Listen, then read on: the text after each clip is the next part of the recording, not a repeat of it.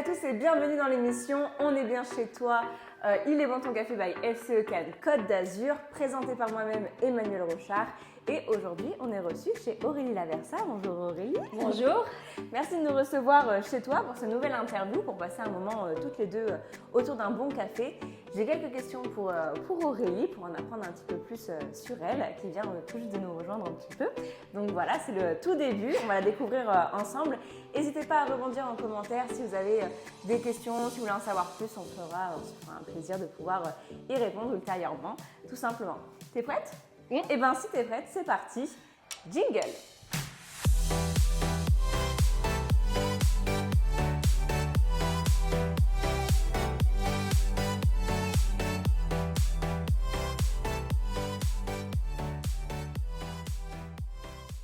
Alors, ma toute première question pour toi, Aurélie, c'est bien évidemment en quoi consiste ton rôle de chef d'entreprise ? Quel est ton métier ?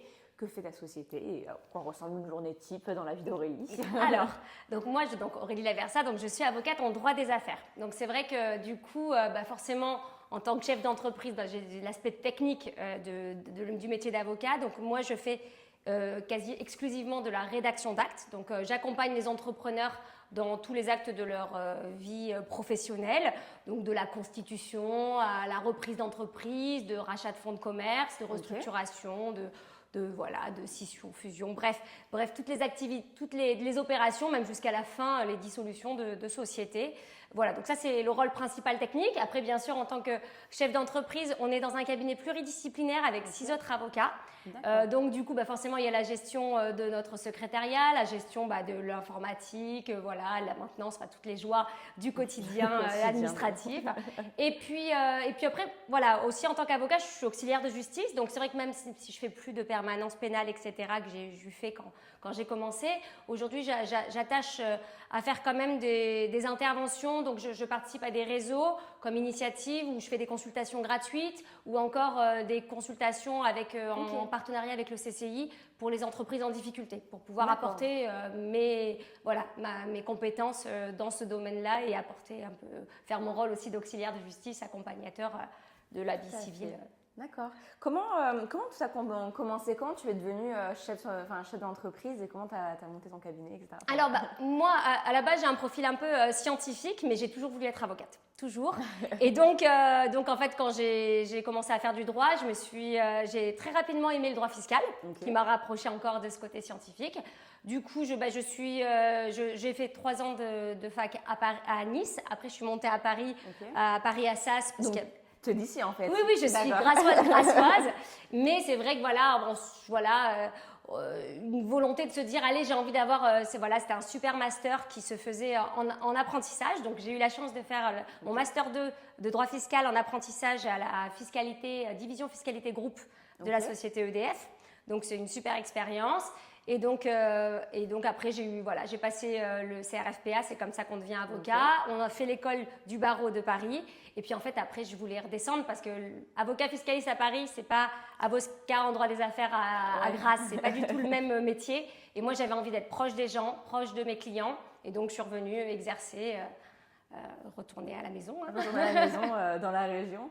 Donc, tu nous as parlé un petit peu de ton parcours, des études que tu as faites. Si j'ai bien compris, avocate, c'était ton rêve de petite fille. Donc, tu fais partie de ces personnes qui savaient depuis toute petite ce qu'elle voulait faire. Je rencontre encore des camarades de classe de l'époque qui me disent « Ah, mais alors, t'es devenue avocat !» Et c'est vrai que toutes ces années-là où tout le monde cherchait sa vocation, moi-même, je me rappelle quand on faisait des tests et qu'on devait pour les orientations, je faisais de faire en sorte de répondre aux bonnes questions pour arriver à avocat. Et après, j'avais quand même pas mal d'appréhension parce que je me suis toujours dit, mais si ça te plaît pas? Parce qu'en fait, quand j'ai fait ma première année de droit, je me suis dit, mais mince, si ça me plaît pas, qu'est-ce que je vais faire? Et puis en fait, j'ai adoré ça. Et tu savais dès le début, c'était dans la fiscalité ou comment tu as choisi après ton orientation moi, je suis une matheuse de base et c'est vrai que du coup, j'ai toujours eu ce profil un peu scientifique et en fait, j'ai retrouvé dans la fiscalité ce que je n'avais pas. Voilà, c'était la technicité de la règle de droit avec l'analyse, mais aussi un peu de calcul et un peu de. Donc, comment on fait la différence pour ceux qui ne savent pas entre un avocat fiscaliste et un fiscaliste, par exemple? Alors, voilà, en fait, concrètement, avocat, à partir du moment où on est avocat, on représente, on peut, voilà, après, moi, dans mon activité de rédacteur d'actes, aujourd'hui, la fiscalité comme le droit du travail sont plus des accessoires. Okay. Moi, vraiment, aujourd'hui, c'est essentiellement le droit des affaires, droit commercial, droit des sociétés que j'exerce au quotidien. Et toutes ces questions, la fiscalité et le social sont des points importants dans les rédactions d'actes, mais voilà. Il y a un gros devoir de conseil, en fait. Oui, énormément. Voilà, c'est d'ailleurs exclusivement ça.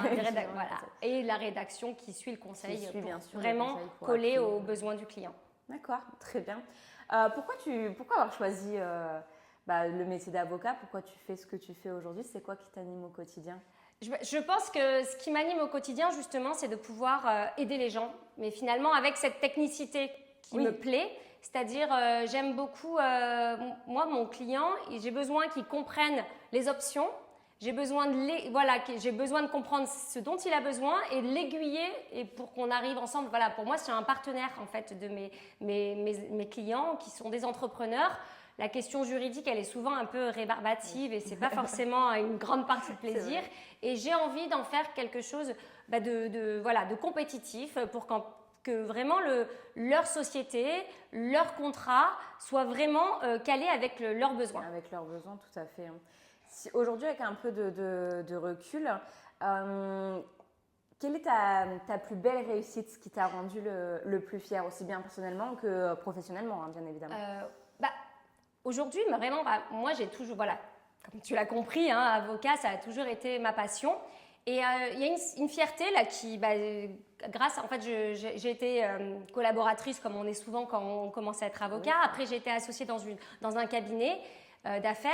Et ensuite, en avril 2021, j'ai volé de mes propres ailes. Et c'est vrai que là, j'ai réussi en fait vraiment à concilier ma vie perso et ma vie professionnelle. J'ai réussi en fait à dompter en fait cette passion.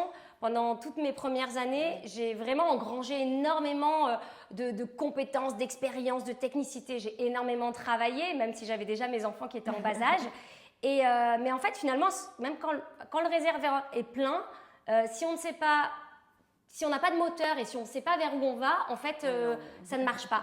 Et en fait, je pense que c'est le tournant dans ma vie où là, j'ai su exactement ce que je voulais faire, comment je voulais le faire et de la manière dont je voulais le faire. Et là, c'est vrai que c'est un plaisir aujourd'hui d'aller au travail et de pouvoir tout concilier. Ça, Donc, avril 2021, c'est ça le tournant, etc. Exact. Est-ce que c'est à ce moment-là où tu es devenue entrepreneur ou quand tu dis voler de tes propres ailes, c'est que tu as quitté le salariat?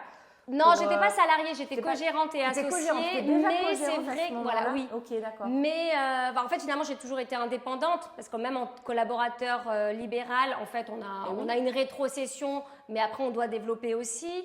En étant associée, forcément, on avait déjà embauché, j'avais déjà les problématiques de chef d'entreprise. Mais quand on est tout seul, en fait, finalement, je voulais un cabinet qui me ressemble. Et donc, voilà, c'est là où on peut mettre un peu plus son empreinte. D'accord. Donc, depuis la sortie de tes études, en fait, étape par étape, tu as toujours été dans l'indépendance jusqu'à vraiment toute seule. Exactement, tout à fait. D'accord, ok, incroyable. Ouais, donc, effectivement… Est-ce que c'est le métier qui permet cela ou c'était vraiment une volonté personnelle? Oui, déjà globalement, surtout dans le sud, on est quand même dans un métier où on est essentiellement en libéral et donc en indépendant. Après, c'est vrai qu'il y a plusieurs formes et le fait de rester, de créer son cabinet et de pouvoir gérer, parce que forcément, même si on n'est pas dans du salariat, quand on doit rendre compte à un collaborant ou même à un associé majoritaire, on sait très bien qu'on n'a pas forcément la liberté d'aller à des sorties scolaires, de pouvoir travailler la nuit parce que la journée on avait envie de faire autre chose. Bref, voilà, c'est la liberté. La liberté. Tout à fait. Quelle a été ta plus grande sortie de zone de confort? Celle qui t'a vraiment bousculée ou il a fallu y aller, quoi? Disons, moi de manière générale, j'aime beaucoup sortir de ma zone de confort. Quand on est monté à Paris, quand je suis partie et que j'ai monté ma propre structure avec. Mais la dernière vraiment en date, avec certains avocats du cabinet dans lequel j'appartiens, on a décidé de faire les Allumées de la pleine lune, qui est une rando de nuit, très bien. 52 km avec des dénivelés, qui est très bien quand on est sportif, ce qui n'est pas du tout mon cas. J'aime beaucoup faire du sport, mais j'étais vraiment pas préparée à ça. Et en fait, c'est là où c'est génial, c'est parce qu'en fait, bah, finalement la détermination, la volonté, le collectif, en fait, tu arrives à dépasser des limites. Et voilà. Et donc, tu l'as fait en entière, la boucle? Ouais, ah voilà. ouais Voilà, pendant une semaine, j'ai pu vraiment marcher, mais voilà, j'ai cru que je m'étais bousillée à vie les genoux. mais non, parce que c'est vraiment impressionnant pour ceux qui ne connaissent pas. Donc, du coup, les allumées de la pleine lune, c'est une randonnée qui se fait, comme son nom l'indique, de nuit. Dans le 06, en départ du village de Saint-Césaire-sur-Siagne. Et effectivement, c'est 52 km. 2 km. Mais en fait, il passe Saint-Césaire, Saint-Vallier. Ils montent jusqu'à Cossol et après de Cossol, ils redescendent. Grasse. Voilà, c'est ça, jusqu'à Grasse, effectivement, les Hauts-de-Grâce, en repassant par Cabris, etc. Donc, c'est une randonnée qui est impressionnante. Et pour avoir été sapeur-pompier sur l'événement, vraiment, il y a des blessés chaque année, etc. C'est une randonnée qui est compliquée. Et il y a peu de gens qui font la boucle. Oui, c'est assez, voilà, mais voilà, on était dans cet engouement-là. On peut s'arrêter à différents paliers. Donc, franchement, chapeau, bien joué. Voilà, et ça, c'est vrai, voilà. Parce qu'il y en a qui s'entraînent toute l'année. Oui, voilà, nous, on ne s'était pas du tout entraînés. Ça mériterait un peu d'entraînement. Mais c'est vrai que, voilà, non, mais c'est ce qui est génial, c'est qu'en fait, voilà, on arrive à faire des choses des fois parce qu'il y a du collectif. Ça, c'est. Oui, l'entraide du groupe pour pouvoir, effectivement, ça aide aussi, j'imagine, tout à fait. Donc, tu nous as dit que tu avais 2 enfants. Oui. C'est ça. Comment tu gères ta vie de famille avec ton métier? Quel est ton secret? Alors, mon secret, c'est vrai qu'il y a eu plusieurs étapes. Déjà, voilà, Cyril a 12 ans, Olivia elle a 8 ans, donc maintenant ils sont grands. Ils se gèrent. Voilà. Quand j'étais plus jeune et justement dans la première période professionnelle de ma vie, ma mère, elle s'en est vraiment énormément occupée. Hein. Voilà, on était partenaires, voilà, vraiment partenaires, pour tout ce qui était vraiment, le quotidien. Oui. Maintenant, ils sont un petit peu plus grands et puis maintenant, en ayant un peu plus de liberté d'organisation, c'est vrai que c'est un peu plus facile de concilier les deux, même si je suis toujours très bien entourée. On dit toujours qu'il faut une tribu pour élever un enfant et donc là, on a une grande tribu. Mais Cyril, les filles, alors, elles parlent souvent d'organisation, elles parlent aussi de l'importance de la moitié qui est là pour accompagner, mais effectivement, les grands-parents reviennent souvent en disant c'est une vraie aide, c'est un vrai plus au quotidien pour pouvoir gérer nos multiples vies et le faire bien sur tous les fronts. Voilà, c'est ça. Oui, voilà. Et puis après aussi, des fois, on voudrait tout faire et on sait qu'on ne peut pas le faire, mais après, finalement, on offre à nos enfants autre chose. Finalement, et oui, tout à voilà fait. La complicité qu'ils peuvent avoir des grands-parents, les tantes, les oncles, les cousins. Voilà, c'est vrai que. Voilà. Tout à fait. Donc c'est surtout plus dur quand ils sont petits, en fait. Oui. Après, en grandissant, c'est plus facile oui. Ça, en même temps, c'est vrai qu'ils ne sont pas tout bébés tout le temps, c'est vrai, on a tendance à l'oublier, ça passe vite. Oui, après, ils ne veulent plus nous voir. Voilà, effectivement. Donc, tu as une autre grande famille que tu as rejoint, qui s'appelle les FCE, les femmes chefs d'entreprise de la délégation de Cannes-Côte d'Azur. Tu as été intronisée au mois de décembre, donc là, tout récemment. Pourquoi tu nous as rejoints et qu'est-ce qui t'a fait passer le pas? Ah oui, alors en fait moi je ne connaissais pas du tout cette association et je l'ai découverte dans le cadre justement d'un comité d'agrément du réseau Initiative où Julie, notre présidente, on avait un peu de temps et donc on lui a donné la parole et donc forcément Julie a évoqué les valeurs et l'identité de cette association et là en fait je venais de découvrir cette association. J'ai vraiment l'impression d'avoir trouvé quelque chose que je ne cherchais pas, mais que j'avais, en ayant cette certitude de l'avoir toujours cherché. Ouais. Vraiment, ça a été en fait une révélation de me dire « Ah mais en fait c'est ça, j'avais ce besoin-là aussi de pouvoir porter tous les combats que les FCE portent et puis aussi ces échanges, cette solidarité que cette association. Donc vraiment, c'est vrai que dans l'insigne, il y a le serpent qui est la renaissance. Oui. Et finalement, on se dit, en fait, quand on rentre dans les FCE, on rentre avec une nouvelle famille, on a une marraine.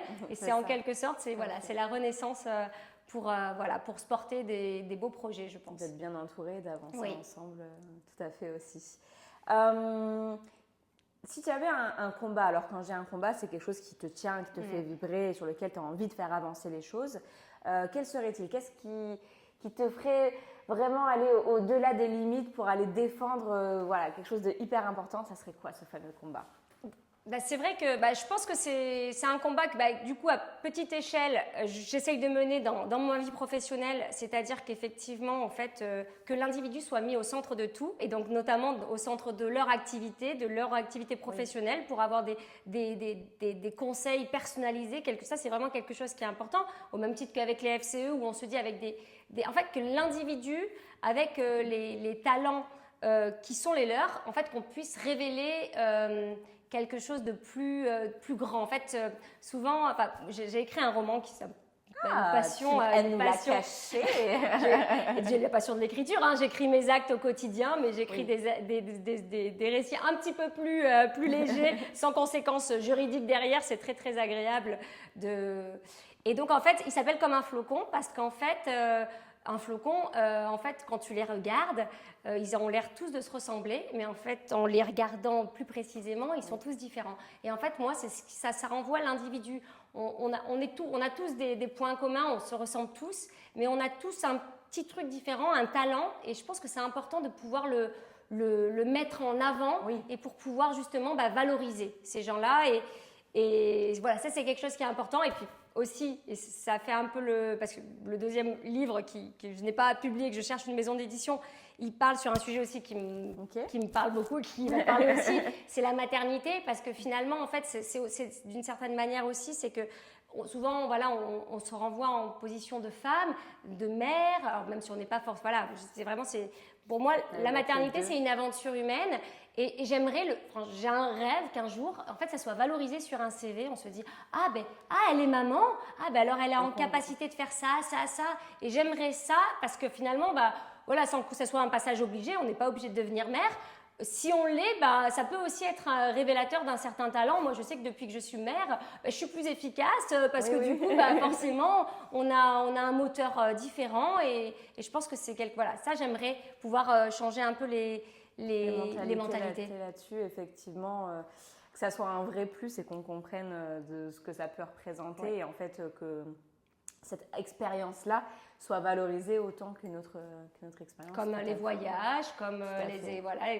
On commence un petit peu maintenant dans le recrutement, effectivement, à regarder ce qui se passe un peu à côté de façon professionnelle. De regarder un peu les loisirs, machin, etc. Est-ce que la personne elle a bougé, pas bougé. Mais effectivement, le rôle de maman et pas encore...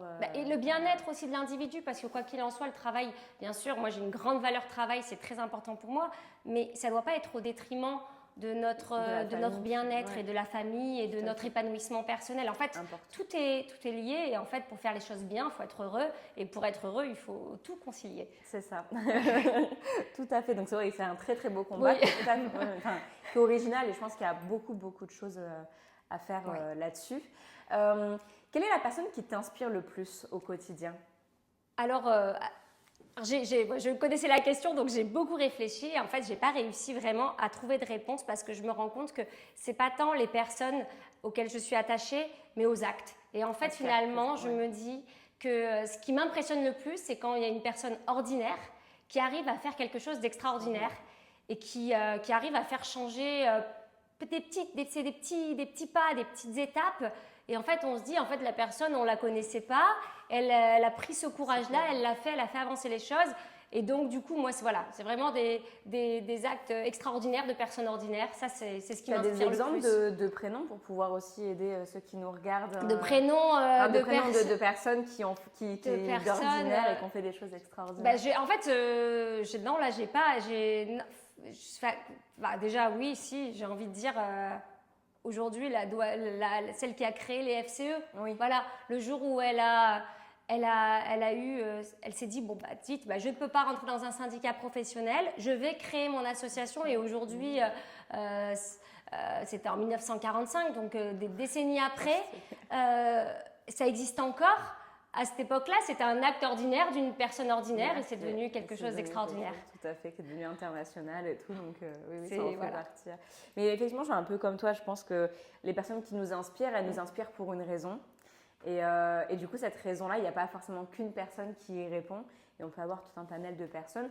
Et du coup, des personnes fictives, Oui. réelles, enfin voilà quoi, des personnages historiques, plus récents, Ah oui. enfin voilà. Quoi. Oui, Donc, des livres. Enfin, moi, je sais, voilà, j'adore lire et c'est vrai que des fois, on se laisse porter par des. Souvent, les épopées héroïques, elles commencent avec quelqu'un effectivement de totalement ordinaire qui mène une quête héroïque. Et, donc, tout est possible. On arrive à la dernière question. J'ai longuement réfléchi à laquelle j'allais te poser. Et en fait, vu que tu es une des rares, effectivement, qui a une vocation depuis toute petite, donc c'est une des premières questions que je vais poser là-dessus. Suspense. Total improvisation.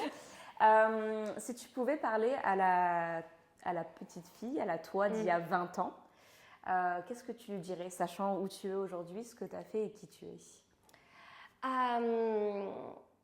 Alors, c'est vrai que, qu'est-ce que je lui dirais? Parce que c'est la petite fille que j'ai été qui fait que je suis devenue celle que je suis, donc avec pendant très très longtemps beaucoup de rigueur, beaucoup d'exigences, beaucoup de choses il faut. Et ce dont je me suis un peu libérée aujourd'hui la femme que je suis. Finalement, c'est une étape qui est peut-être un peu obligée. Donc, je me dirais, et c'est peut-être aussi ce que je dis aussi à ma fille, qui est un peu dans le même profil. Donc, tu ne peux pas être parfaite. Tu es l'artisan de ton propre bonheur. Donc, prends les décisions qui sont importantes pour toi. Et beaucoup d'intuition. Laisse-toi porter, fais-toi confiance. Et ça se passera bien. Ça se passera bien. Ne lâche pas, t'inquiète pas, tu es sur la bonne voie. Exactement. Ça marche. Est-ce qu'il y a un dernier message que tu voudrais faire passer à ceux qui nous regardent? Eh bien, je pense que chaque personne a quelque chose à apporter dans ce monde. Je pense que concrètement, il n'y a personne qui est là pour rien. Donc, en fait, chacun a pour devoir, pour travail, de réussir à trouver sa raison d'être. Je suis d'accord. Ça marche. On arrive donc à la fin de cette émission et donc c'est toi qui as une dernière question à me poser, tout à fait. Donc je t'écoute pour cette dernière question. Alors oui, donc j'ai vu effectivement que tu avais beaucoup voyagé, tu avais fait des magnifiques photos et du coup je voulais le mettre en corrélation avec cet engagement FCE. Savoir est-ce que tu avais une anecdote ou une rencontre que tu as eue dans le cadre de tes voyages qui t'a inspiré par rapport à cette place des femmes, parce que dans le monde, c'est vrai que ça peut... Particulièrement sur la place des femmes pendant mes voyages. Ouais.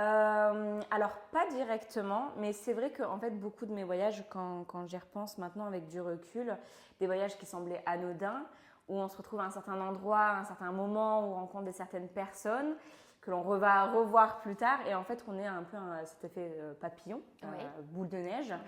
Et un des plus beaux effets, ça a été, et qui a mené jusqu'à l'écriture de mon livre sur les carnavals du monde. Et l'un des tout premiers, ça a été de me retrouver au carnaval de Fort-de-France avec ma mère purement par hasard. Me dire, tiens, c'est original, il y a quelque chose qui se passe. Il y a une critique effectivement sur la politique, la religion. Il y avait une remise en valorisation de la place de la femme aussi pendant cette période-là, etc. 2 ans plus tard, je me retrouve au carnaval de Tenerife, où pareil, où là, il y a vraiment un rapport au corps qui est différent. Il y a une exultation du corps et du corps dans tout ce qu'il représente, quoi, qu'il soit mince, potelé, avec de la cellulite, des cicatrices, des trucs, et qu'on va vraiment mettre en exergue.